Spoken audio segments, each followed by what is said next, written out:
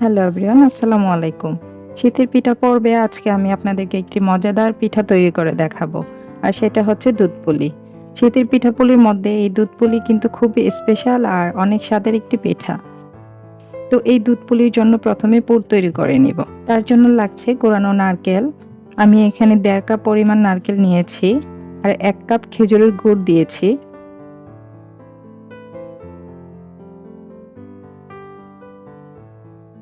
এরপর 1 কাপের মতো লিকুইড দুধ দিয়ে দিলাম।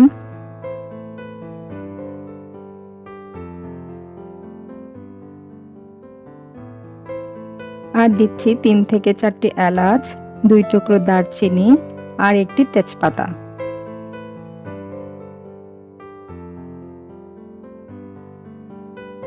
এইবার এটাকে 4 থেকে 5 মিনিট ভেজে নরম থাকতেই তুলে নিচ্ছি। খুব বেশি ড্রাই করা যাবে না। তো এখন আমি পিঠার জন্য কাইটা করে নিব। তার জন্য একটা প্যানে 4 কাপ পানি দিয়ে দিচ্ছি স্বাদ মতো লবণ। পানি ফুটে আসলে দিচ্ছি 4 কাপ চালের গুঁড়া। এটা ভেজা চালের গুঁড়া। আমি যেই কাপে পানি দিয়েছি ঠিক সেই কাপে মেপেই 4 কাপ গুঁড়ি দিয়েছি। এখন ঢেকে দিচ্ছি 5 মিনিটের জন্য।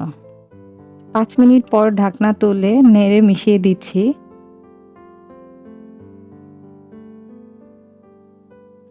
এখন আবার ঢেকে দিলাম 3 মিনিটের জন্য। কাই খুব বেশি শক্ত করা যাবে না, কেননা কাই শক্ত করলে পিঠা শক্ত হয়ে যাবে আর ভেঙেও যাবে। এখন কাইটা ভালোভাবে মথে একটা ডো বানিয়ে নিব। এই কাজটা খুব সাবধানে করতে হবে আর হালকা গরম অবস্থায় মথে নিতে হবে।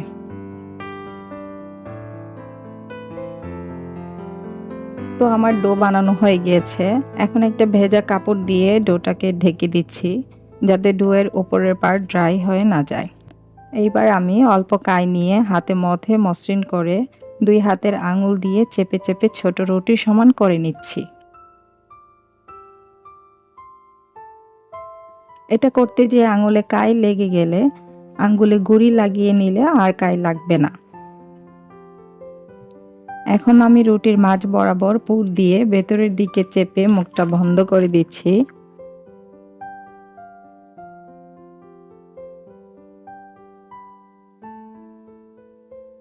তারপর ডিজাইন করে নিচ্ছি।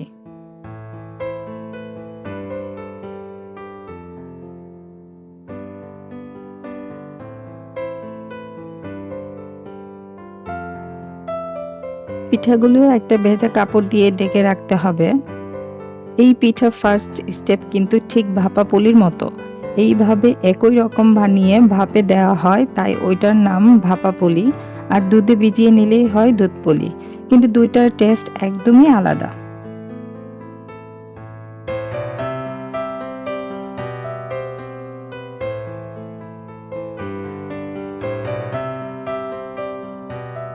আজকের সবগুলো পিঠা আমি এইভাবে হাতে ট্র্যাডিশনাল ওয়েতে বানিয়ে নিয়েছি। এবার দুধটা জাল করে নিব। আমি এখানে 2 কেজি দুধ নিয়েছি আর আমি পিঠাও বেশি পরিমাণে বানিয়েছি, তাই আপনারা আপনাদের প্রয়োজন মতো বানাতে সব কিছুর পরিমাণ মতো অ্যাডজাস্ট করে নেবেন। এখন এতে 3 থেকে 4টি এলাচ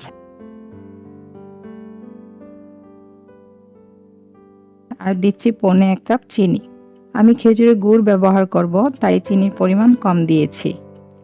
এখন দুধটাকে জাল করে কিছুটা ঘন করে পিঠাগুলো দিয়ে দিচ্ছি।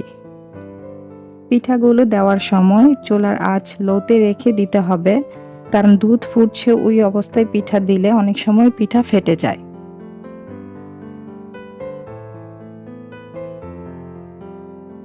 এখন ঢেকে 15 মিনিট জাল করব মিডিয়াম আঁচে। এর মাঝে ঢাকনা তুলে আলতো হাতে নেড়ে চেড়ে দিতে হবে, যাতে নিচে লেগে না যায়। 15 মিনিট পর চুলা অফ করে দিয়ে দুধ কিছুটা ঠান্ডা হলে আমি আগে থেকে খেজুরের গুড় জাল করে গলিয়ে ঠান্ডা করে নিয়েছিলাম, এখন দিয়ে দিচ্ছি। দুধ হালকা ঠান্ডা আর গুড় একদম নরমাল করে মিশালে কখনোই দুধ ফেটে যাবে না। গুড় মিশিয়ে এখন আবার হালকা একটু নেড়ে একটা বলক এনে তুলে নিলাম। দেখেন, আমি একটু দুধটা দেখাচ্ছি, কোনো ধরনের কোনো ছানা নেই, আর আমার একটি পিঠাও কিন্তু ভাঙে নাই। আমি একটি পিঠা কেটে দেখাচ্ছি। দেখেন পিঠাটা কিন্তু খুব সফট হয়েছে আর খেতেও কিন্তু অসাধারণ হয়েছে। তো আমার আজকের পিঠার রেসিপি আপনাদের কাছে কেমন লেগেছে কমেন্টে অবশ্যই জানাবেন। পরবর্তী আরও রেসিপি পেতে চ্যানেলটি সাবস্ক্রাইব করে পাশে থাকবেন। আল্লাহ হাফেজ।